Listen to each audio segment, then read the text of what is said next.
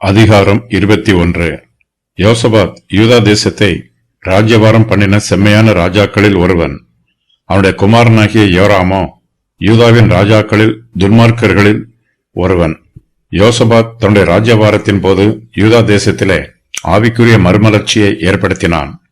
ராஜாங்க காரியங்களில் சீர்திருத்தங்களை உண்டாக்கினான். ஆனால் யோசபாத் மரித்த பின்பு யூதா ஜனத்தார் ஆவிக்குரிய மறுமலர்ச்சியிலே நிலைத்திருக்கவில்லை.